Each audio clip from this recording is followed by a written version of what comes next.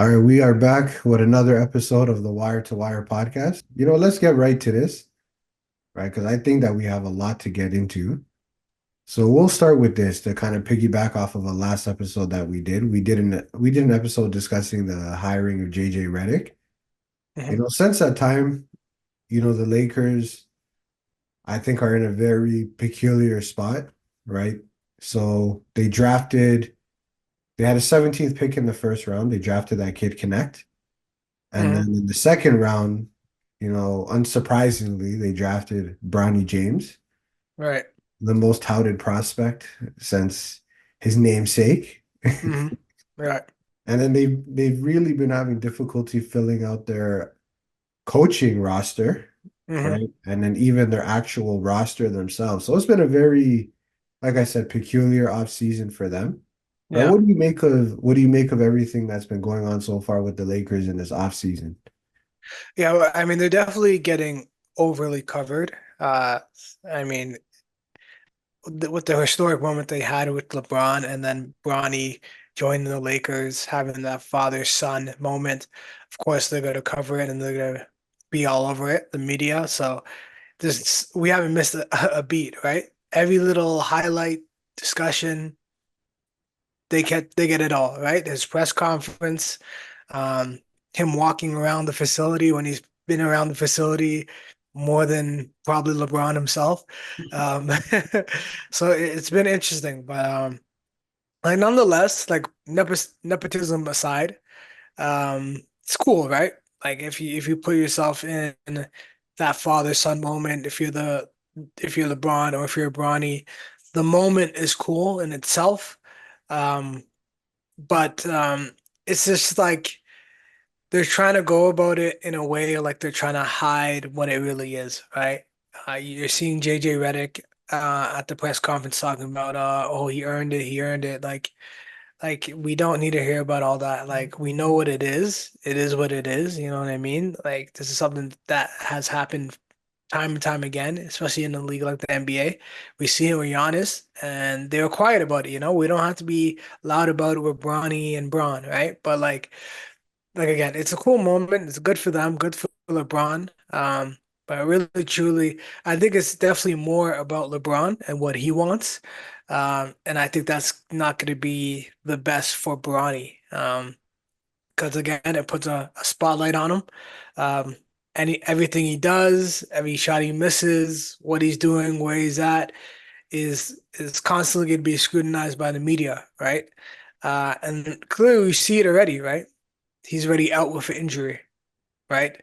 This young basketball player, of course, he's had a lot of medical history with his heart conditions, but now he's plays one game in summer league.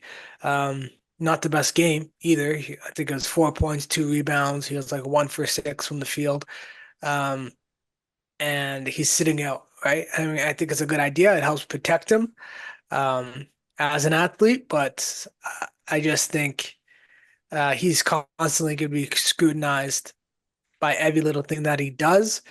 And as much as LeBron wanted this for himself, in the long run, I don't know what this does for Bronny and his career going forward. Like he'll be protected, that's for sure, right? Because he's under the wing of LeBron and his brain trust. But really and truly, I feel like hopefully LeBron came out. He did say, "Oh, you guys don't know Bronny. He doesn't care." You know what I mean? What the media says, what anyone says, but he's only human at the end of the day, right? So it's going to affect him over time, right? If he's playing poorly, and other people, right? Like people see him as a target, right? When he's playing in the G League, right? All these guys are going to be going at him and playing hard defense and giving them their full effort because like they see what he got, right? $8 million contract right off the bat, and there's people that got drafted before him that probably won't make teams, right? So all of this is going to put fuel in the fire for a lot of other people that are gunning to get an opportunity in the league. Yeah, there was a lot of good things that you said there. I mean, a lot of this is really unprecedented. And to kind of add on to your point, So he scored 4 points the first game and then he missed the second game, right? And he played his third game today. He scored a whopping 3 points, right? Oh, So did he come back? He played today? he played today, yeah. Oh, okay, wow, okay. Yeah, Didn't know that. he scored an incredible 3 points, right? He had 3 points at the half, and he ended up finishing the game with 3 points. So very outstanding showing from him. Was it a three or was it a and one or some free throws? I'm going to assume it was a three. I didn't actually watch the singular highlight. Yeah. He I'm finished surprised it didn't come across my timeline. he, Anything Bronny usually just pops up in my algorithm somehow. he finished he finished 1 for 3 in the game. But Okay. so I'm going to assume that it was a 3 point, that it was just a catch and Yeah, throw that would make three sense. point Yeah. shot, right? But I mean, look, all sarcasm aside, this is very unprecedented. And is it a good moment to see a father and a son take the court? Maybe, but my thing is that this is not organic. This is something that was contrived. It was forced, right? It was something that was engineered, right? So it's hard for me to find the sentiment or the value in that because it's something that he wanted, I believe, more than his own son. And he pushed the organization to do it. And I think it's sad that the organization went ahead and did it, right? And this is unprecedented territory because, the whole nepotism thing, and everyone's like, oh, nepotism is a good thing. He's putting his son on, right? But my pushback would be that he doesn't own the Lakers. He doesn't own the NBA. So it's not his place to decide who should get an opportunity and who shouldn't, right? And their plan with him is that, yeah, they're gonna have their historic moment at the beginning of the season, then he's gonna spend the rest of the time in the G League. Hmm. So what's the point of that? And one content creator, Dreamers Pro, I don't know if you're familiar with him, but he made a good point. It's like if you have a business, you pass it on to your child, Yeah. right? And then you tell them like, hey, you're gonna run the company first, and then afterwards we're gonna send you to business school to learn how to run a business. That's a nice So analogy. Yeah. so you're not setting this kid up for success, right? And I don't know, it's hard to be, as much as I clowned him, right? And I clowned him obviously throughout this episode, Yeah. but it's hard to be mad at the kid because he's just the beneficiary of it, right? Right. Although I gotta call him out, he did lie at his press conference by saying, "Oh, I never thought I'd be playing with my dad." Bro, that's probably all you Yeah. guys I ever mean, spoke about at the house. Like, stop this. yeah, yeah. A lot of that was an annoying part of it. This whole process is like they try to like, I mean, be so nonchalant about it. And when they would ask him, he's like, "Oh, like if you would want to play with the Lakers and yada yada yada, he doesn't care who he gets drafted to, he just wants to get drafted." Blah blah blah blah blah. Like all that was just like, come on, like what's the point? Like I would have preferred it is like, yeah, like I would want to play with the Lakers. I want to go to the Lakers. I want to go and be and play with my dad, right? Like just be open and honest with it instead of like trying to like play in front of our face because we all know what's gonna happen. Like well, it took for that information about Rich Paul calling other teams about don't draft him or he's going to Australia for us to be like, oh wow, no way. Like you know, what I mean, it was all like we all knew what was gonna happen with this, and it doesn't make the Lakers organization look good at the end of the day. Like who's controlling the organization? Clearly, it's not Rob Pelinka, right? And it was interesting even seeing the clips of the phone call, right? The phone call into Bronny and everything, and their fake excitement of drafting him. Like, what are we doing? You know what I mean? Like, it's just it's just amazing what they're trying to like how they're trying to play in our face, right? But it is what it is, right? Um, but again, we're seeing the struggles that the organization is having because no one's taking them serious. They view it as LeBron and his son's show, and it's clearly not a team that's focused on winning a championship or winning in general. It's just focusing on historical moments and what else can we do for LeBron and his greatness. Yeah, And so that's all it seems like, and we're seeing it with the struggles they're having with hiring coaches. They were out here searching trying to find anyone. Everyone was rejecting them, and then they just gave some money to some old head coaches and said, "Here, you guys gonna come in? You want guys to be in LA? Here, come, right, and Yeah, be under JJ." it's true. And like even with the whole like it's just run like a mom and pop shop in a way, right? Like you have Jeannie Buss there, who I don't even know what she does, to be honest. Like I genuinely don't know what she even does for that organization or what she wants to even do with that organization, right? And then yeah, Rob Pelinka, it almost just seems like he's a figurehead, like he's just a name there to say that he's filling this position. But Yeah. you don't have any authority, you have no responsibility, you have no power. It's just you're answering to this one guy on your team, and he's Hmm. determining who's going to coach the team, who's going to fill out the roster spots, right? Yeah. And it's not translating to anything on the court. Like it's one thing if okay, you're giving him all that unprecedented power, but you're getting something tangible, like you're winning games, you're getting championships. You're not getting any of those things. So Hmm. there's no justification for what they're doing. And you're right with the whole head coaching thing, right? Like that was a search that took far longer than it needed to. And then Yeah. you finally hired JJ Redick, surprise, surprise. Who didn't see that coming, right? And then Yeah. now you can't get any assistant coach to join him. Like Dwayne Casey, this is a guy that won coach of Yeah. the year. Why would he be an assistant coach for this guy who's never done the job before? Yeah. And it seems like the hires that they did ended up with, I think it was Brooks and the old Atlanta coach as well that ended up being the assistant. But I feel like they view it as if JJ starts off poorly and he's taking all the criticism and he gets fired, then they're next to step in, right? I feel like they see it as that type of opportunity.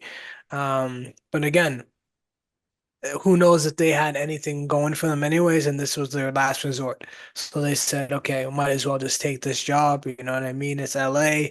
It's a good market. You know what I mean? There's a lot of TV time, of course. So, but at the end of the day, the struggles, like you can tell that those hires weren't JJ's guys. That's another thing. You know what I Mhm. mean? Like what relationship does he have with those two coaches? Like he never played for any of them, I don't believe. And there's nothing there. It just seems like it's random like things, and it doesn't seem like it's come through, oh, JJ Redick wants this or wants this guy, wants this staff. We're not hearing anything about JJ Redick and his plans outside of that app.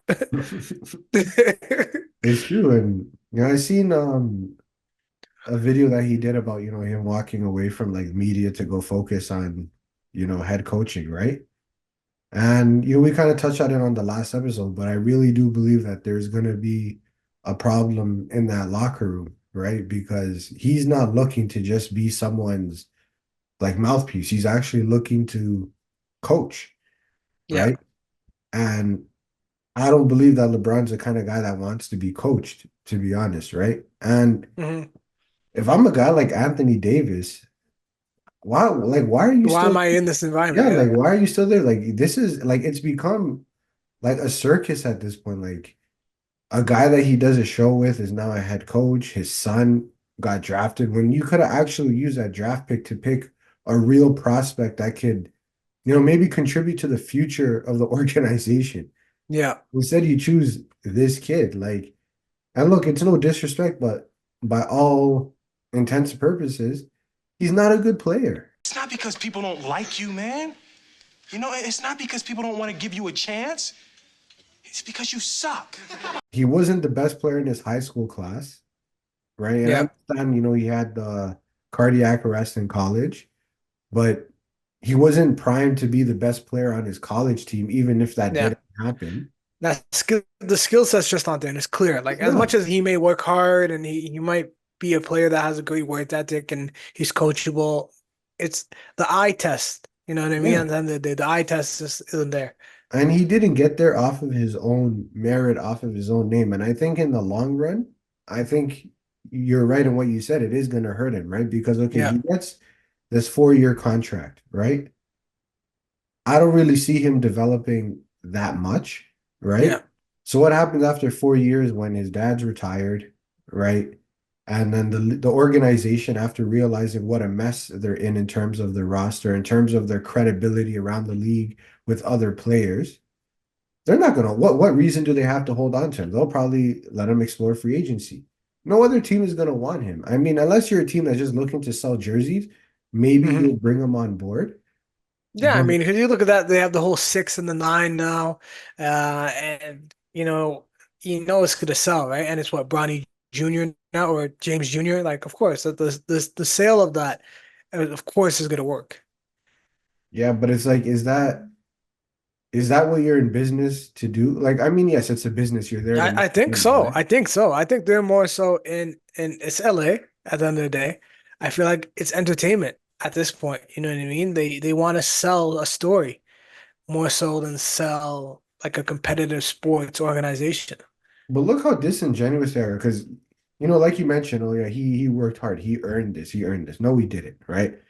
And then him lying and saying that, oh, I never imagined I'd ever be playing with my dad. Like you're lying. Yeah. And now today, there was a quote by LeBron that says, yeah, we absolutely do believe that we can win a championship this season.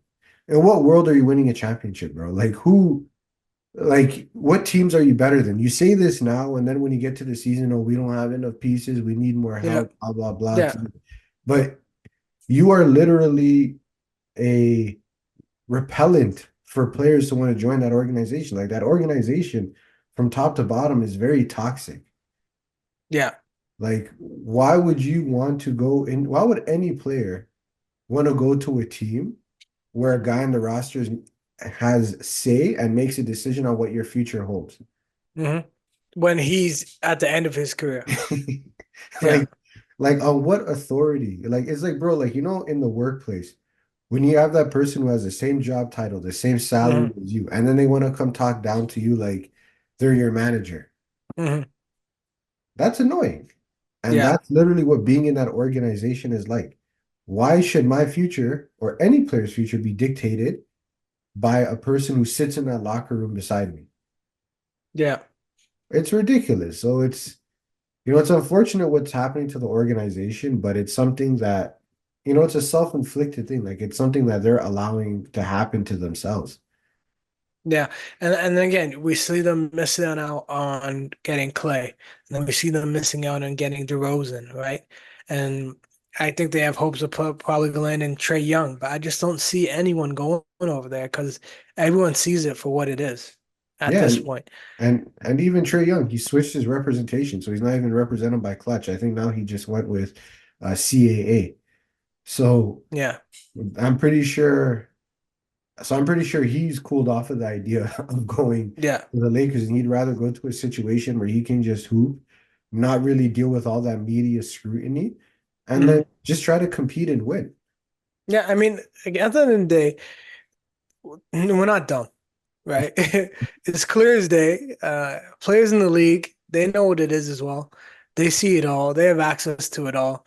Um, they may not speak on it as much as we may, right? Just being for privacy issues and just out of respect for LeBron. But come on, you know what I mean? Like they see what it is. It's just been going on for a long tender now, right? This is not new, right? This is something he's been doing year in, year out. Um, so I guess again, a place like LA should have the attraction to land any free agency player.